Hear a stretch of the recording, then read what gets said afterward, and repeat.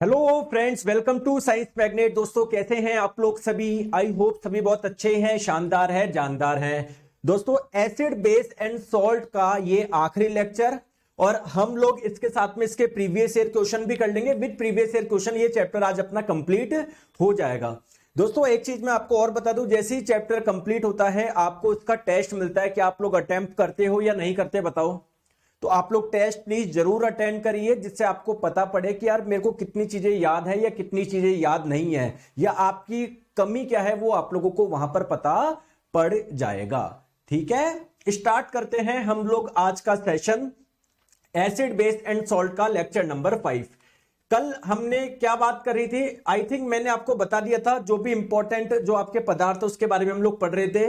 Baking soda, ये मैंने आपको पूरा बता दिया था। अरे बता दिया था, याद है? भूल गए? इसका यूज कहां पर होता है, ये भी हम लोगों ने चीजें बात करी थी। ठीक है दोस्तों, इसका एक यूज और है, ये आप लोग एक चीज ध्यान रख लिए दोस्तों, इसका यूज एंटासिड के रूप में भी होता है। सर, ये एंटासिड क्या होता है? जैसे मान लीजिए किसी व्यक्ति को बहुत ज्यादा क्या हो गई, एसिडिटी हो गई है। एसिडिटी होने का मतलब क्या है? आपके पेट में बहुत ज्यादा अम्ल बन रहा है। एसिडिटी का मतलब बहुत ज्यादा पेट में अम्लता हो गई। तो आप लोग क्या करोगे? आप क्या कोई एसिडिक चीज खाओगे? क्या कोई अम्लीय प्रकृति की कोई चीज खाओगे क्या? और ज्यादा एसिडिटी आप लोगों की बढ़ जाएगी। तो आप लोग कुछ ऐसा पदार्थ खाओगे जो उस एसिड के प्रभाव को कम करे, यानी आप लोग कुछ बेसिक सारी प्रकृति का कुछ खाओगे। बात समझ गए क्या? तो ये जो आप लोगों का बेकिंग सोडा होता है ना दोस्तों, वो बेसिक नेचर का होता है, क्षारीय प्रकृति का होता है, ये ध्यान रखिएगा। मतलब कुल मिला के ये किसके रूप में कार्य करेगा? एक एंटासिड के रूप में कार्य करेगा। मैं एक चीज आपको और बता दूं, जैसे मान लीजिए आप लोगों को कोई चींटी काट गई दोस्तों, वहां पर आपके जलन हो रहा है, क्यों? क्योंकि उसके डंक में है ना क्या था? मेथेनोइक एसिड था। तो अगर आप लोग उस वहां पर बेकिंग सोडा रगड़ लोगे तो जो जलन होगी ना, वो क्या हो जाएगी? कम हो जाएगी। ओके, ठीक है सर। सीबीटी 2 के लिए भी लाइव कोर्स चालू कर दो। हाँ दोस्तों, बेसिक्स इंजीनियरिंग का शुरू हो रहा है, मंडे से शुरू हो रहा है। मैं आपको उसकी जानकारी भी लास्ट में दे दूंगा, आ जाओ। नेक्स्ट हम लोग बात करते हैं दोस्तों, हाइड्रेटेड सोडियम कार्बोनेट। सर, ये क्या हो गया? दोस्तों, हाइड्रेटेड सोडियम कार्बोनेट समझने से पहले तो आप लोगों को यह समझना पड़ेगा, यार सोडियम कार्बोनेट रह गया क्या? अच्छा, सोडियम कार्बोनेट अपना रह गया। कोई बात नहीं, कोई बात नहीं, कोई बात नहीं, कोई बात नहीं। आइए मैं आपको बताता हूं। देखो, मैंने आप लोगों को क्या बताया? NaHCO3 के बारे में समझाया, जिसे आप लोग बोलते हैं सोडियम हाइड्रोजन कार्बोनेट, या इसको सोडियम बाइकार्बोनेट भी बोलते हैं। ठीक है दोस्तों, एक कंपाउंड और होता है जो दिखने में बिल्कुल इसकी जैसे होता है, Na2CO3। तो इसका नाम क्या? सोडियम बाइकार्बोनेट बोलेंगे क्या? नहीं दोस्तों, ये है आप लोगों का सोडियम कार्बोनेट। सोडियम बाइकार्बोनेट नहीं है, ये सिंपल क्या है? सोडियम कार्बोनेट है। अब बहुत जनों को लगता है कि जो वॉशिंग सोडा होता है, आपने सुना होगा, जैसे बेकिंग सोडा का कोई फॉर्मूला पूछे आप तुरंत बता दोगे सर NaHCO3 है। लेकिन अगर कोई आप लोगों से वॉशिंग सोडा का फॉर्मूला पूछे तो ये मत बताना दोस्तों, ये सोडियम कार्बोनेट है। फिर सर, वॉशिंग सोडा क्या होता है? धावन सोडा क्या होता है? धोने का सोडा क्या होता है? देखो मेरी बात को ध्यान से समझो दोस्तों, जब आपका सोडियम कार्बोनेट को जब हम लोग गर्म करते हैं पानी की उपस्थिति में, जैसे आप मुझे एक छोटी सी बात बताओ, जैसे आपके पास में क्या है? ये एक कंटेनर है, इस कंटेनर में आपने बहुत सारे पत्थर डाल रखे हैं। ठीक है, बहुत सारे पत्थर डाल रखे हैं, बहुत सारे पत्थर डाल रखे हैं। अब आपने क्या डाल दी? इसमें चीनी डाल दी, थोड़ी सी क्या डाल दी? शुगर डाल दी, चीनी डाल दी। दोस्तों, क्या चीनी डालते ही इनके बीच का जो गैप है उसमें चली जाएगी क्या? नहीं सर, थोड़ा टाइम लगेगा, और सर थोड़ा सा ढंग से हिलाना पड़ेगा, तब जाके जो चीनी होगी ना, वो इनके बीच में जो गैप है उसमें जाके बैठेगी। समझ में आ गई? तो दोस्तों, सोडियम कार्बोनेट आपका क्रिस्टल के रूप में पाया जाता है। क्रिस्टल का मतलब क्या है? जैसे छोटे छोटे कांच के टुकड़े होते हैं ना, वैसे ही आपका छोटे छोटे क्रिस्टल के रूप में पाया जाता है। तो आप लोग क्या करोगे? जब इसमें पानी डाल के आप लोग गर्म करोगे ना, तो जो पानी होता है ना, वो पानी के मॉलिक्यूल्स इसके बीच में चले जाएंगे। मतलब सोडियम कार्बोनेट को जब आप लोग गर्म करोगे वाटर की प्रेजेंस में, तो बेसिकली इसके अंदर क्या चला जाएगा? पानी चला जाएगा। तो ये जो Na2CO3.10H2O, इसका मतलब क्या है कि सोडियम कार्बोनेट के क्रिस्टल के बीच में अब पानी चला गया, ठीक है। तो जो ये वाली चीज होती है ना, इसको आप लोग बोलते हैं वॉशिंग सोडा। इसको क्या बोलते हैं? Washing soda. तो ध्यान से आप लोग समझिएगा, अगर आप लोगों से पूछे वॉशिंग सोडा का केमिकल नेम क्या है, तो सोडियम कार्बोनेट नहीं बोलेंगे। क्या बोलेंगे? फॉर्मूला पूछे तो Na2CO3 नहीं बोलेंगे। देखो ये तो हो जाएगा फॉर्मूला, और इसका जो नाम है वो है हाइड्रेटेड सोडियम कार्बोनेट। हाइड्रेटेड का मतलब है पानी। तो देखो इसमें जब पानी भी होगा ना साथ में, तब जाके आप लोग इसको क्या बोलोगे? वॉशिंग सोडा आप लोग बोलोगे। तो अगर आप लोगों से कोई पूछे वॉशिंग सोडा मिलता कैसे है, तो जो सोडियम कार्बोनेट था ना हमारे पास में, जब इसका आपने पुनः क्रिस्टलीकरण करा, पुनः क्रिस्टलीकरण का मतलब क्या है? पहले इसके जो क्रिस्टल थे वो अलग टाइप से बैठे थे, आपने पानी डाल के गर्म करा तो उसके क्रिस्टल जो है ना, क्रिस्टल के बीच का जो गैप है वो अलग प्रकार से आप लोगों का बना। इसको बोलते हैं रिक्रिस्टलाइजेशन, ठीक है। तो इसकी वजह से आप लोगों को क्या मिला? वॉशिंग सोडा मिला। अगर आप लोगों से बोला जाए सर ये एसिडिक नेचर का होता है या बेसिक नेचर का होता है, आप लोग बोलोगे सर ये बेसिक नेचर का होता है, ये क्षारीय प्रकृति का होता है, ठीक है। तो देखो आपके पास में जो सोडियम कार्बोनेट था, जब आपने इसको गर्म करा पानी की उपस्थिति में, तो आपको जो ये मिला था, ये आपका क्या कहलाएगा? वॉशिंग सोडा कहलाएगा। सर इसके यूजेस कहां पर है, इसके उपयोग कहां पर है, बताओ दोस्तों। क्या आपको कंटेंट अच्छा लग रहा है ना? है ना? आ जाओ, ठीक है, आ जाओ। प्लीज मेरी बात को आप लोग ध्यान से समझो। जो सोडियम कार्बोनेट है आप लोगों का, है ना, ये इसकी बात कर रहे हैं हम लोग, वॉशिंग सोडा की हम लोग बात कर रहे हैं। तो दोस्तों इसका यूज कई जगह पर होता है, जैसे ग्लास, कांच बनाने में होता है, ठीक है। सोप बनाने में, साबुन बनाने में होता है, पेपर इंडस्ट्री में होता है आप लोगों का। दोस्तों इसका जो यूज होता है, एक बोरेक्स होता है, सुहागा, एक कंपाउंड होता है, यौगिक होता है बोरेक्स सुहागा, वहां पर भी इसका यूज होता है। और भी दोस्तों जैसे हम लोग आगे पढ़ेंगे कि जो पानी होता है ना, पानी में क्या पाई जाती है? हार्डनेस, कठोरता पाई जाती है। कठोरता दो प्रकार की होती है, एक तो टेम्पररी और एक परमानेंट। तो अगर किसी पानी में परमानेंट हार्डनेस है, स्थायी कठोरता है, तो उसको दूर करने के लिए आप लोग किसका यूज करेंगे? सोडियम कार्बोनेट का यूज करते हैं। तो सोडियम कार्बोनेट और एक्चुअली में वॉशिंग सोडा में हल्का सा डिफरेंस है, वो मैंने आपको बता दिया, ठीक है। इस सोडियम कार्बोनेट से ही आप लोगों का वॉशिंग सोडा बनता है। तो अगर मैं बोलूं सोडियम कार्बोनेट का यूज क्या है या वॉशिंग सोडा का यूज क्या है, आप लोग ये सारी चीजें बता सकते हैं। क्लियर है क्या? समझ में आ गई बात को? आ जाओ दोस्तों, समझ में आ रहा है ना? आ जाओ। नेक्स्ट हम लोग बात करते हैं दोस्तों प्लास्टर ऑफ पेरिस, जिसे आप लोग शॉर्ट में पीओपी भी बोलते हैं। दोस्तों इसका यूज कहां पर होता है? जैसे मान लीजिए किसी व्यक्ति की हड्डी टूट गई, तो दोस्तों आपको पता है ना, उसके चारों ओर प्लास्टर लगाया जाता है, प्लास्टर लगाया जाता है, क्योंकि प्लास्टर जो होता है वो बनता किससे? सर प्लास्टर ऑफ पेरिस से बनता है। तो जब ये गीला होता है तब इसको आप लोग लगा दोगे, और जब ये हार्ड होगा ना, कठोर होगा, तो बिल्कुल टाइट पकड़ लेगा आपके अंदर की, जिससे हड्डी दो। यार आप मुझे एक चीज बताओ, एक छोटी चीज बताओ दोस्तों, ये रिमोट है, ये पेन है, इनके दोनों सिरों पे मैंने लगा दिया फेविकोल, लेकिन मैं फेविकोल लगा के जैसे टच किया, क्या चिपक जाएंगे? क्या थोड़ा टच किया लेकिन बार बार हटा रहा हूं, क्या चिपक जाएंगे? क्या नहीं। तो आपको लगा के थोड़ी देर तक रखना पड़ेगा, तब जाके ये चिपकेंगे।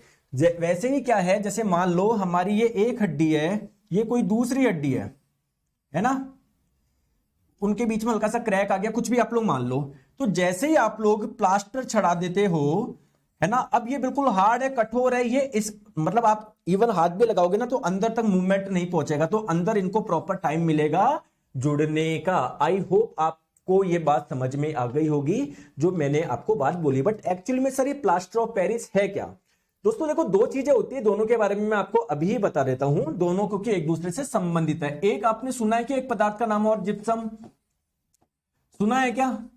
देखो जिप्सम जो होता है ना, इसका एक्चुअली में फॉर्मूला होता है ये CaSO4.2H2O, इसको बोलते हैं कैल्शियम सल्फेट डाइहाइड्रेट।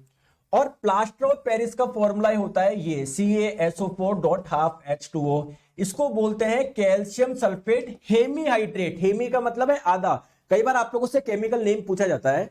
दोस्तों क्या होता है, जब हम लोग जिप्सम को गर्म करते हैं ना, गर्म करते हैं, तो इसका जो पानी है ना, कुछ पानी निकल जाता है ना। तो जैसे अभी यहां पर 2 मॉलिक्यूल देख रहे हो, केवल आधा ही बचता है, 3/2 मॉलिक्यूल अगर निकल जाएंगे, ये बचेगा तो इसको आप लोग बोलोगे प्लास्टर ऑफ पेरिस। तो आप लोगों से बोला जाता है कि जिप्सम से प्लास्टर ऑफ पेरिस कैसे बना आप लोग बना सकते हो, आप लोग बोलोगे उसके डिहाइड्रेशन से, उसके निर्जलीकरण से।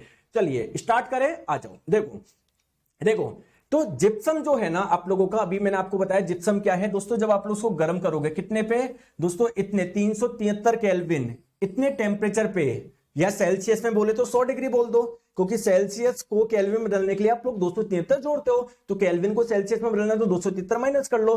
तो अगर आप लोगों के पास में जो जिप्सम है ना दोस्तों, जिप्सम में इधर 2 लगाना भूल गया, ये 2 है ना, इधर 2 आएगा। जब हम लोग इसको गर्म करते हैं ना, तो इसी से आप लोगों का क्या मिल जाएगा, प्लास्टर ऑफ पेरिस मिल जाएगा। आप लोग ये देख रहे हो है ना। और इसका जस्ट उल्टा भी दोस्तों, आपके पास में ये प्लास्टर ऑफ पेरिस है, प्लास्टर ऑफ पेरिस है, अगर इसमें आप लोग पानी डाल दोगे तो इससे बन जाएगा आपका जिप्सम।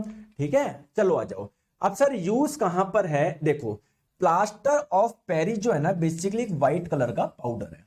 जब आप लोग इसमें पानी डाल दोगे ना और उसको छोड़ दोगे तो बहुत हार्ड बन जाएगा, कठोर बन जाएगा। ठीक है, समझ में आ गई बात को। ठीक है, तो इसका मेरे को लगता नहीं है आपको यूज बताने की जरूरत है। प्लास्टर ऑफ पेरिस, पीओपी की देखो मूर्तियां भी बनती है, पीओपी के खिलौने भी बनते हैं, टूटी हड्डी को जोड़ने के लिए अब भी आप लोग पीओपी का इस्तेमाल करते हो। ठीक है, तो फ्रैक्चर्ड बोन होती है उसके लिए आप लोग इस्तेमाल करते हो, कोई डेकोरेशन के लिए आप लोग इस्तेमाल करते हो दोस्तों, टॉय बनाने के लिए, खिलौने बनाने के लिए आप लोग इसका इस्तेमाल करते हो।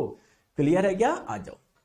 तो ये आप लोगों का प्लास्टर ऑफ पेरिस, जिप्सम, ये सारे हो गया, ये पूरा चैप्टर हो गया। क्या हम लोग इसके प्रीवियस ईयर क्वेश्चन कर ले। और अभी हमने ग्रुप डी 2022 में दोस्तों सबसे ज्यादा जो क्वेश्चन पूछे गए वो इसी चैप्टर से पूछा गया। ठीक है, तो एक चीज मैं आपको बता दूं दोस्तों, बस ये चीज ध्यान रखना, जिप्सम का अगर आप लोगों से नाम पूछे तो calcium sulphate, sulphate dihydrate, dihydrate, और इसका क्या हो जाएगा, कैल्शियम सल्फेट हेमी हाइड्रेट। ठीक है दोस्तों, क्लियर है। क्वेश्चन करें, और अगर आपने ईमानदारी से ये पूरा चैप्टर देखा है, पूरी 5 क्लास देखी है, तो मेरे को नहीं लगता आपसे एक भी क्वेश्चन छूटेगा। स्टार्ट करें सेशन। तो चलिए पूरा चैप्टर हो गया, अब इसके प्रीवियस ईयर क्वेश्चन करते हैं। देखो ग्रुप डी 2022 में सबसे ज्यादा क्वेश्चन आपके इसी चैप्टर से आए थे। चलो बताओ, जनरली ऑक्साइड जो होते हैं ना नॉन मेटल के, वो किस प्रकृति के होते हैं आपको बताना है। मैंने आपको बताया था सर मेटल के जो ऑक्साइड्स होते हैं वो बेसिक नेचर के होते हैं, क्षारीय प्रकृति के, और जो नॉन मेटल के ऑक्साइड होते हैं वो एसिडिक नेचर के होते हैं। ठीक है, तो correct answer option number B. दोस्तों 2 मेटल के ऑक्साइड ऐसे हैं, एक तो ये एल्यूमिनियम का ऑक्साइड और एक ये जिंक का ऑक्साइड, जो कि क्या है एसिडिक नेचर के भी, सॉरी बेसिक नेचर के भी होते हैं, एसिडिक नेचर के भी होते हैं। तो इसे हम लोग बोलते हैं उभय धर्मी। ठीक है, अच्छा मुझे ये बताओ ये कैसा ऑक्साइड होगा, अम्लीय प्रकृति का होगा या क्षारीय प्रकृति का। सर ये नॉन मेटल है, नॉन मेटल के ऑक्साइड अम्लीय प्रकृति के होंगे। ये भी आपका अम्लीय प्रकृति का, ये भी आपका अम्लीय प्रकृति का, ये भी आपका अम्लीय प्रकृति का। समझ गए। मेरा एक क्वेश्चन है, ये कार्बन मोनोऑक्साइड किस प्रकृति का होगा।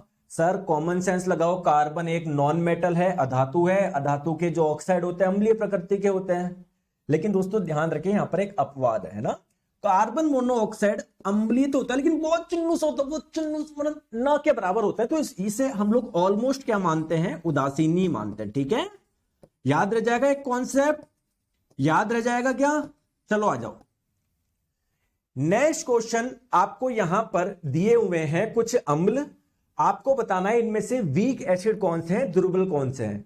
मैंने आपको बताया स्ट्रॉन्ग एसिड के 3 एग्जांपल याद रखो आप लोग, एक तो नाइट्रिक एसिड, ये एक बहुत स्ट्रॉन्ग एसिड है, एक सल्फ्यूरिक एसिड, ये भी एक बहुत स्ट्रॉन्ग एसिड है, एक HCl हाइड्रोक्लोरिक एसिड, सर ये भी एक स्ट्रॉन्ग एसिड है। आपको वीक एसिड चुनना है, तो ये हो सकता है क्या, नहीं हो सकता, क्या ये हो सकता है, क्या ये हो सकता है, क्या नहीं हो सकता, क्या ये हो सकता है, क्या नहीं हो सकता। Correct answer option number A हो जाएगा। अब सर ये इस एसिड का नाम क्या है, देखो गलती मत करो, मैंने आपको बताया सर इस एसिड का नाम है एसिटिक एसिड।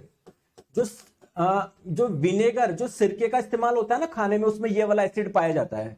दोस्तों क्या इसका कुछ IUPAC नेम भी है क्या, देखो मैंने बताया था, आप लोग गलती करते हो, आप भूलते हो सर, एथेनॉल नोइक एसिड इसका IUPAC नेम हो जाएगा। दोस्तों ये H2CO3 कौन सा है? सर आपने बताया था मुझे, ये कार्बोनिक एसिड है। ये कहां पर आप लोगों का मिलता है? आप जो सोडा वाटर पीते हो ना, कोल्ड ड्रिंक जो पीते हो, उसमें ये वाला एसिड पाया जाता है। ये बनता कैसे दोस्तों? जब आप लोग पानी में कार्बन डाइऑक्साइड गैस डाल दोगे तो आपका बन जाएगा कार्बोनिक एसिड। ठीक है, चलिए बताओ इसका आंसर बताओ।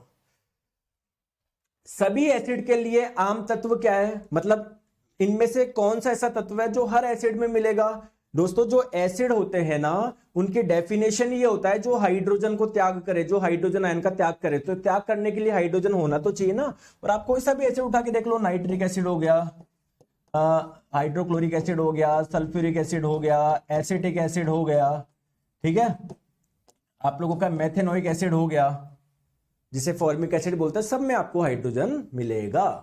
चलिए नेक्स्ट क्वेश्चन, ये 2018 का क्वेश्चन है, आप मुझे बताओ। पानी में घुलने पर निम्नलिखित में से कौन सा एसिड है जो कि कम हाइड्रोजन आयन त्याग करता है? दोस्तों जो पानी में घुलने पर ज्यादा हाइड्रोजन आयन का त्याग करे उसको स्ट्रॉन्ग एसिड बोलोगे, प्रबल अम्ल बोलोगे। जो कम त्याग करे उसको वीक एसिड बोलोगे। तो आपको पता है HNO3 तो एक स्ट्रॉन्ग एसिड है, यानी ये तो सर बहुत ज्यादा त्यागेगा। सल्फ्यूरिक एसिड स्ट्रॉन्ग एसिड है सर, ये भी बहुत ज्यादा त्यागेगा। HCl एक स्ट्रॉन्ग एसिड है, ये भी बहुत ज्यादा त्यागेगा। तो करेक्ट आंसर आपका ऑप्शन नंबर बी हो जाएगा। ठीक है, बताओ इसका आंसर बताओ। देखो एक्चुअली क्या होता है, आपको आता सब कुछ है, लेकिन जब आप लोग ऐसे देखते हो ना, ये थोड़े से बड़े से, आप डर जाते हो। डरना कुछ भी नहीं, देखो प्यार से समझते हैं। एक अम्ल जो पूरी तरह से आयनों से आयनित हो जाता है, मतलब पूरी तरह से आयनित होने का मतलब क्या है? जो बहुत ज्यादा हाइड्रोजन आयन को त्यागे। उसके एग्जाम्पल ये दे रखा है यार, स्टेटमेंट नंबर 1 तो बिल्कुल सही है, ए तो सही है। An acid which is partially ionized in water produces small amount of H plus ion। बिल्कुल, जो बहुत पार्शली, जो आंशिक आवेशित होता है, आंशिक आवेशित होने का मतलब क्या है? हाइड्रोजन आयन बहुत कम त्याग रहा है, उसको आप लोग क्या बोलोगे? अच्छा एक एसिड, हाँ उसको भी बोलोगे। For example CH3COH, H2CO3, H2 से SO3, बिल्कुल सही बात है। ये सारे के सारे क्या है? वीक एसिड है। देखो H2SO3 में बता दूं, बहुत जने इसको H2SO4 समझ लेते हैं। नहीं दोस्तों, ये होता है एक सल्फ्यूरस एसिड, जो कि एक वीक एसिड है। रुको हिंदी में लिख देता हूं मैं। जैसे वो सल्फ्यूरिक होता है ना, ये होता है सल्फ्यूरस एसिड, सल्फ्यूरस अम्ल है ना, ये एक वीक है। ध्यान रखेंगे, दोनों स्टेटमेंट करेक्ट है दोस्तों, ऑप्शन नंबर बी। निम्नलिखित में से कौन सा कथन अम्ल के बारे में सही नहीं है? बताओ दोस्तों, क्या ये स्वाद में कड़वा होता है कि नहीं? सर जो बेस होते हैं ना क्षार, वो होते हैं कड़वे, ये तो खट्टा होता है। बाकी अगर आपने गलत सुन लिया, बाकी को चेक करने की जरूरत ही नहीं है। ठीक है, ओके चले आगे। दोस्तों H2CO2 और लवण का निर्माण करने के लिए धातुओं और बाइकार्बोनेट के साथ में अभिक्रिया करता है। बिल्कुल सही बात है दोस्तों, जब आप किसी एसिड की रिएक्शन धातु से करवाते हो तो हाइड्रोजन गैस मिलती है, बाइकार्बोनेट से करवाओगे तो CO2 गैस मिलेगी। क्लियर है क्या? सॉल्ट मिलेगा। चलिए, इनमें से कौन सा ऑक्साइड अम्लीय नहीं है? सर जो नॉन मेटल होते हैं अधातु, उनके ऑक्साइड अम्लीय होते हैं। सल्फर एक अधातु है, इसका ऑक्साइड अम्लीय है। ये भी एक सर नॉन मेटल ही तो है, ये भी ऑक्साइड, ये हो चाहे ये हो, अम्लीय होंगे। नाइट्रोजन एक नॉन मेटल है, इसका भी अधातु, जो इसका भी जो ऑक्साइड होगा वो अम्लीय प्रकृति का होगा। कार्बन मोनोऑक्साइड एक अपवाद है, इसका जो ऑक्साइड है ना वो उतना अम्लीय नहीं होता, बहुत चिन्ह सा होता है, मतलब इसको ऑलमोस्ट हम लोग उदासीन मानते हैं। ठीक है, तो करेक्ट आंसर आपका ऑप्शन नंबर ए हो जाएगा। चलिए बताइए इसका आंसर। दोस्तों ये एक क्वेश्चन है, मैं आपको यहां पर समझा देता हूं, है ना।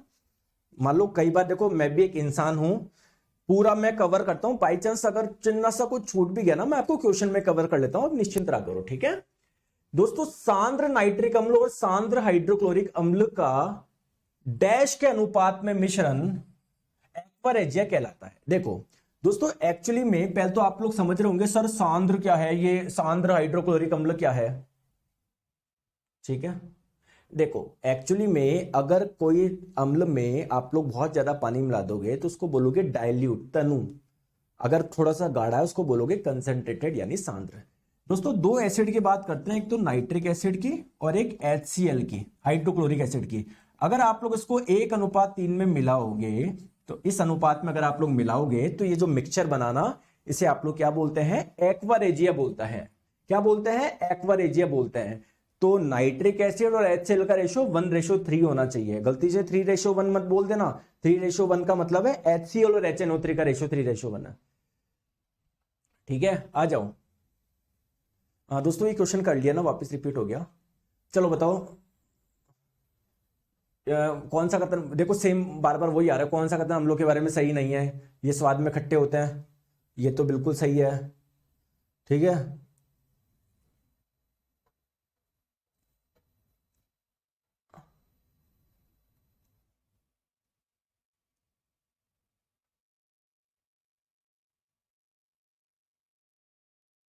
दोस्तों एक्चुअली यार इसका, यार मैं वो नहीं कर पाया ढंग से, है ना, आई एम रियली सॉरी। इसको ऑप्शन को मैं सही नहीं कर पाया, देखो ये गलत लिखा हुआ है, ठीक है। और हाँ, शो, स्लो न्यूट्रलाइजेशन नहीं, शो आना चाहिए। उदासीनीकरण दर्शाता है, अर्थात एसिड प्लस बेस के रिएक्शन से सॉल्ट प्लस वाटर बनेगा, ना कि H2 बनेगा। ठीक है, तो ये आपका गलत हो जाएगा दोस्तों, है ना। एसिड जब बेस के साथ में रिएक्शन करता है ना, तो सॉल्ट प्लस वाटर बनता है, ना कि सॉल्ट प्लस हाइड्रोजन गैस। बताओ इनमें से कौन सा विलियन पीएच पेपर को नीला कर देगा? सर जो बेसिक नेचर का होगा, क्षारीय प्रकृति का होगा, सर वो ये काम करेगा। इनमें से आपको बेस को पहचानना है सर। जठर रस अम्लीय प्रकृति का होता है, इसकी पीएच कम होती है ना 7 से, तो ये नहीं होगा। नींबू का रस जिसकी पीएच 2.3 के आसपास है, सर ये भी नहीं होगा, ये भी नहीं होगा। सोडियम हाइड्रोक्साइड, सर ये तो बहुत स्ट्रॉन्ग बेस है, एक प्रबल क्षार है, इसका आप मुझे बता सकते हो पीएच कितना होगा? 14 होगा, मैंने बताया था ना आपको। चलो बताओ इनमें से कौन सा एक प्रबल क्षार, स्ट्रॉन्ग अल्कली बोल दो, स्ट्रॉन्ग बेस बोल दो, बात एक ही है, क्योंकि ऐसे बेस जो जल में घुल जाते हैं उसको अल्कली बोलते हैं। तो बताओ इनमें से कौन सा नहीं है? मैंने आपको बताया था, अगर ध्यान हो तो, कि सर जो अमोनियम हाइड्रोक्साइड होता है, एल्यूमिनियम हाइड्रोक्साइड होता है, ये क्या है आप लोगों के? वीक बेस है, दुर्बल क्षार है। स्ट्रॉन्ग बेस के एग्जाम्पल मैंने क्या बताया था? Sodium hydroxide, magnesium hydroxide, calcium hydroxide. ठीक है, आ जाओ बताओ। सर मैंने पुराना बेसिक्स इंजीनियरिंग का कोर्स ले लिया है, प्लीज उसे न्यू बैच में चेंज करवा दो। राज जी आपने बैच ले लिया है, अब आप परेशान मत हो, जो नया बैच होगा उसके जैसे जैसे वीडियो खत्म होते जाएंगे वो उसमें डाल देंगे पुराने वाले में। ठीक है, पुराने वाले को हटा के डाल देंगे। ठीक है दोस्तों, टूथपेस्ट जो होता है वो सामान्यतः किस प्रकृति का होता है?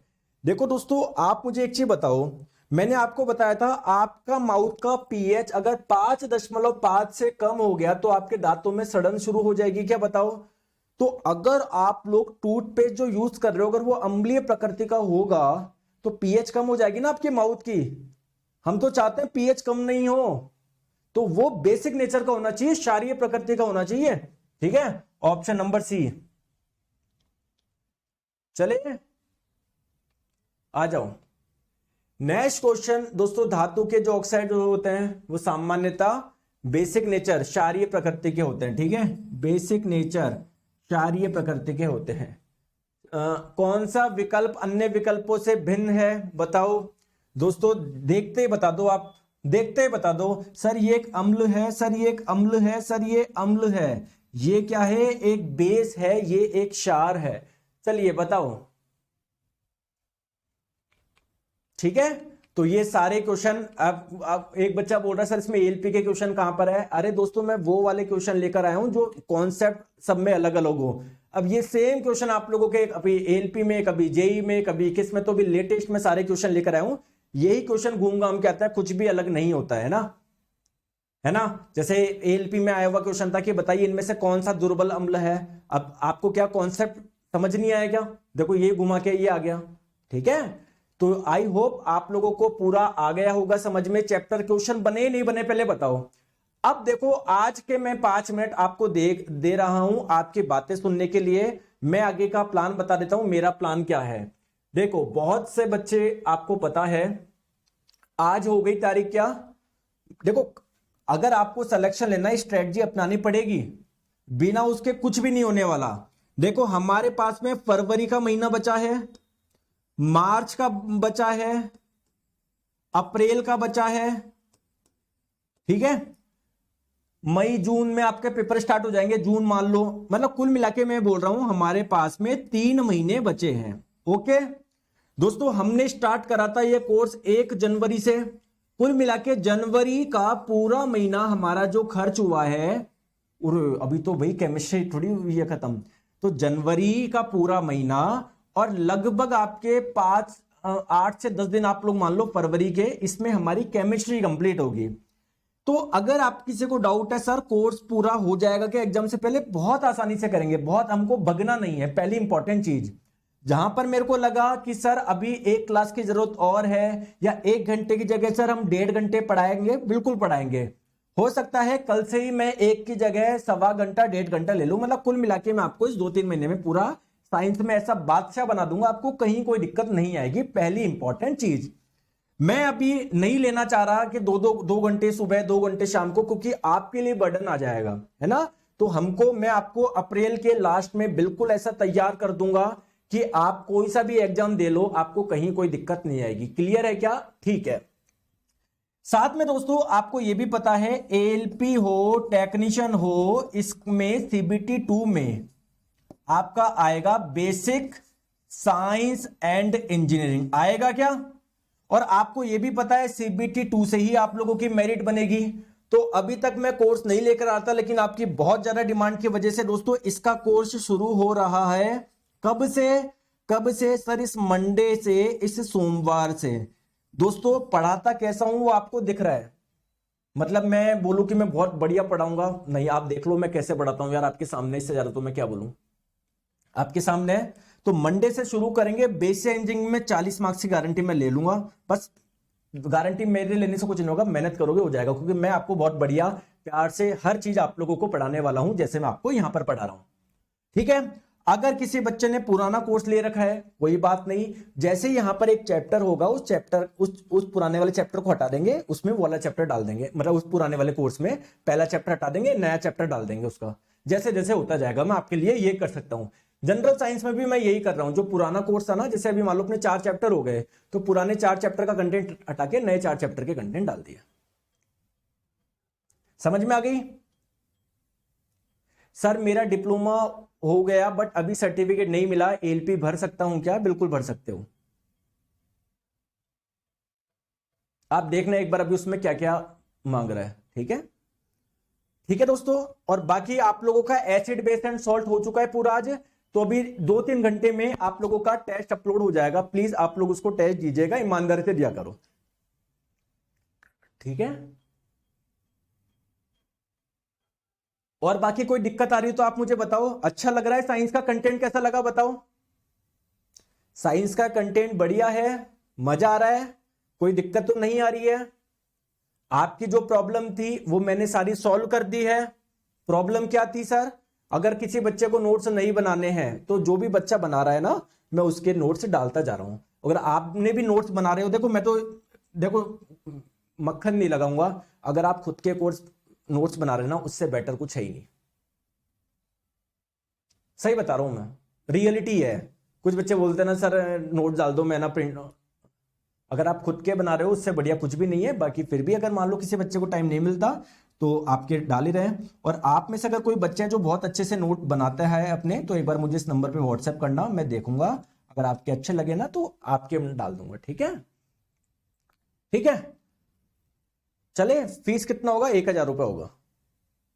और बताओ।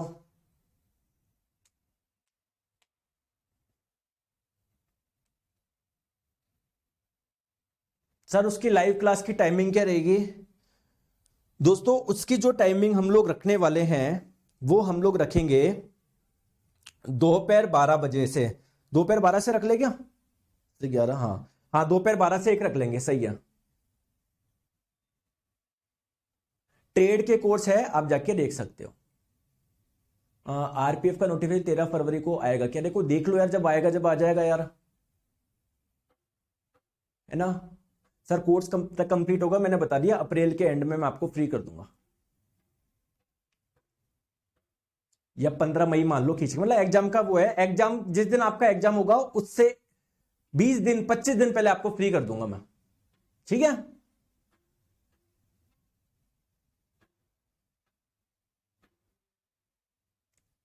और बाकी कंटेंट अच्छा लग रहा है, साइंस समझ में आ रही है?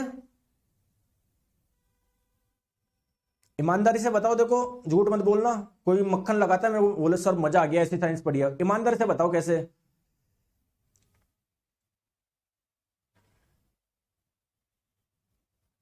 मजा आ गया ना? हाँ तो बस अच्छे से पढ़ो, मजा आ रहा है, बस रिवाइज करो आप, है ना। थैंक यू सो मच, क्योंकि मैं अपना बेस्ट दे रहा हूं आपको, कहीं कोई घबराने की जरूरत नहीं है। Thank you so much.